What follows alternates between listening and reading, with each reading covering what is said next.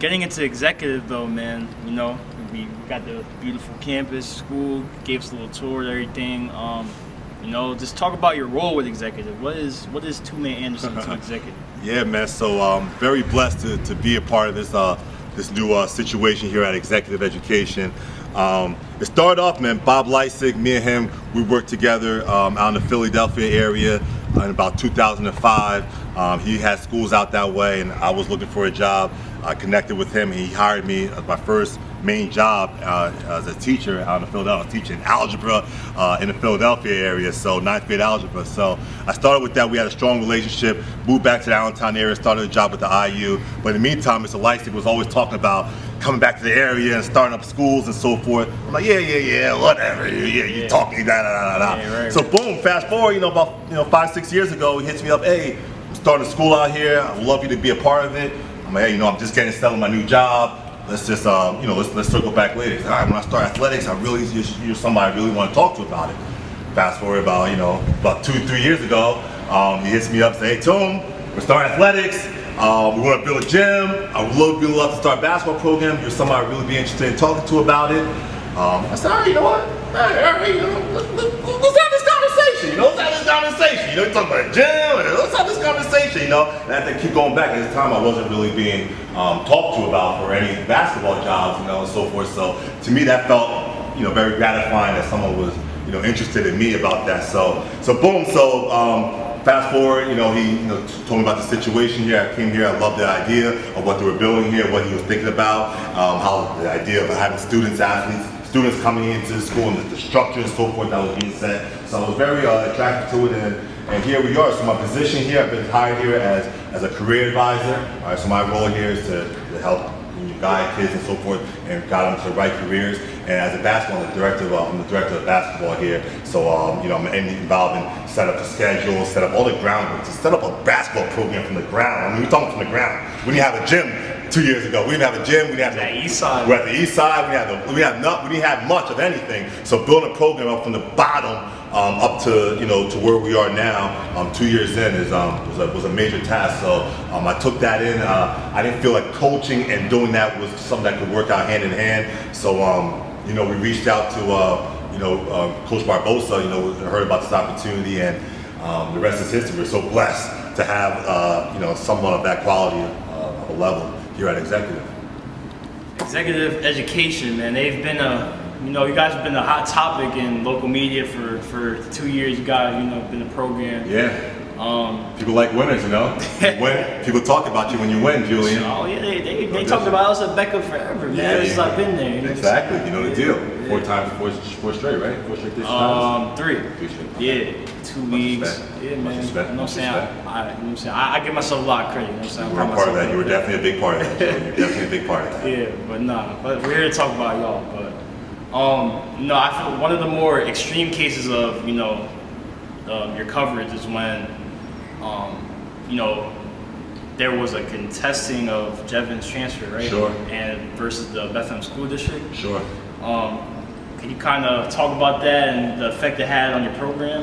Yeah, well, we started our program, and obviously, with me and Ray coming to this situation, that brought some attention from various people, whether the players, the parents, and so forth, and people, some people were looking for a change in their school and situation. So, and Jevon was one of those students that was, his parents and family was looking for a change in their situation from where they were. So, they reached out to the school and came here and applied, and here they are. So, unfortunately, Bethlehem School District had an issue with that scenario, and a student leaving their school to come into ours.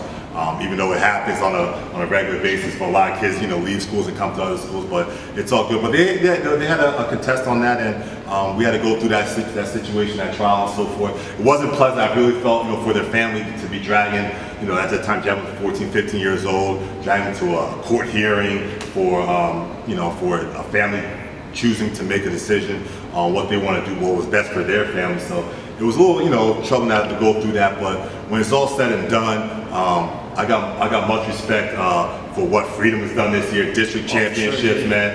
Coach Tolato's done an awesome job to win a district title. The Mims brothers, much love to them, you know, getting the job done out there. So, you know, it's much respect to them for getting the job done and Coach Tolato for getting that done. But, you know, but Julian, I don't care what his situation is, man.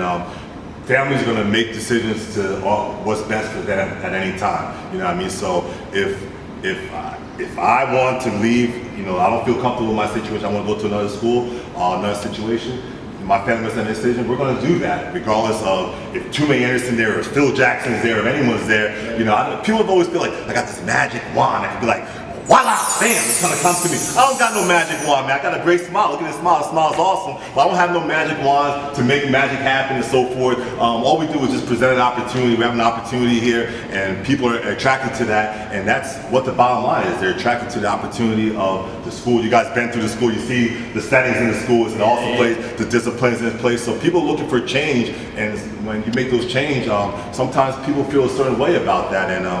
And I respect that though, because he was Jetman was a really good player as a freshman, and you put time into that, so you could be a little bit hurt by that, by someone choosing to leave that situation. But that's all it is though, man. His family chose to leave a situation. They came into a situation. They're happy here. We're happy. Freedom won their championship. Nothing won their championship. Everyone's good. So hopefully in the future we don't have to go through those kind of litigations.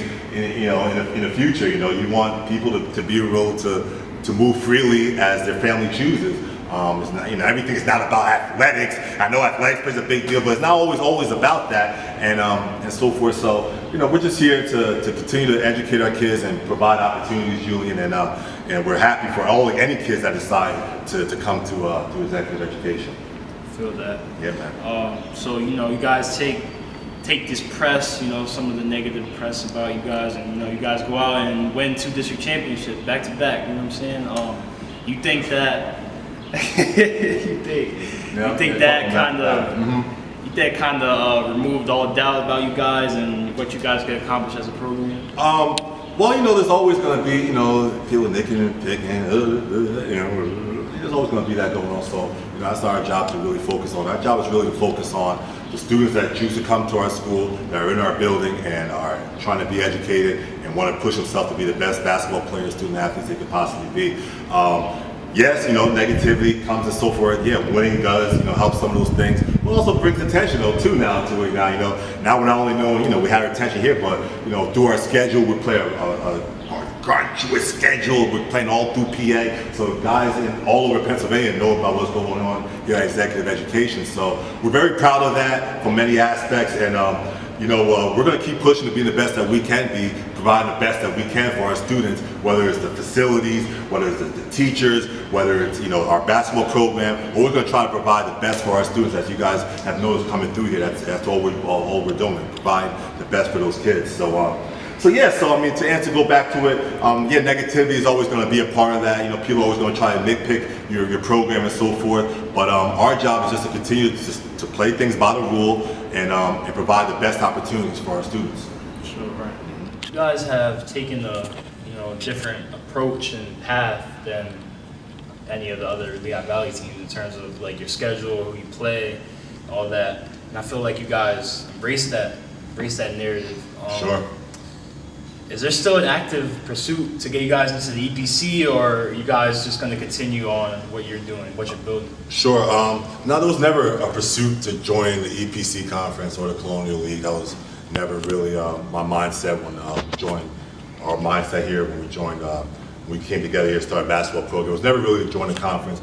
We felt the opportunities to be independent, having flexibility in their schedule was very important.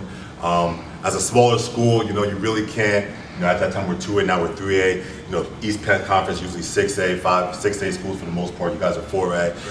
So it's usually bigger schools. So they don't really, for district PowerPoints, don't really want or allow smaller schools into their conferences. And plus, we don't have enough in the sports to really join a conference like that. So the advantages for our standpoint, for being independent, obviously we have a lot of flexibility. All right, we can play a lot of various teams in our area and draw. The idea is always to draw maximum attention to our students here. So if we can go play games out in Philly, now we have the Philly media covering us. We go play games down in Harrisburg, the Harrisburg media is covering us. Jersey media is covering us. So these different areas that we're playing high-level games at, we're getting different media outlets, different coaches and so forth, watching our kids, watching our program, and that in itself elevates this program. Obviously, there's some good to that and some bad to that, though. With us not being in a conference out here, and also in addition, teams not scheduling us out here in any games. All of our road games are an hour away at the very minimum. You know what I mean? So we go to Philly, an hour away, Harrisburg, hour. All those different things are a minimum of an hour away for our games. So that could be difficult during the school week, doing those kind of things. But in our third year now coming in, we've got a better handle on it and so forth. And we're working with our counterparts on making games a little earlier, playing games on weekends. And last year was a great schedule, an awesome time, and this year we're very excited about some of the things we have lined up. Sure.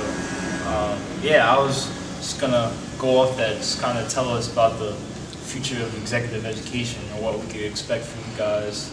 You obviously just explain how you guys are going to continue that path. Sure. Just stand out and be flexible. So just kind of explain the future. Yeah, I mean the future here at Executive, man, we're excited about it, man. We're really excited about it. It's awesome. Obviously, we all know this. All right, so like I said, we started off. Obviously, we have our facility here that's a gym to come in and call home. So that's always a foundation to start things off. And and like I said, the attention through the different things that we've done through winning, and the foundation we set forth here with our students is continue to be attractive, and it's going to attract students here to stay here, and probably students from other areas to want to come and see what's going on here at Executive. So as far as the future goes, man, we're excited about it. Our head coach Ray Barbosa is extremely dedicated to this basketball thing. He's here to make sure that we don't fail and so forth at that standpoint.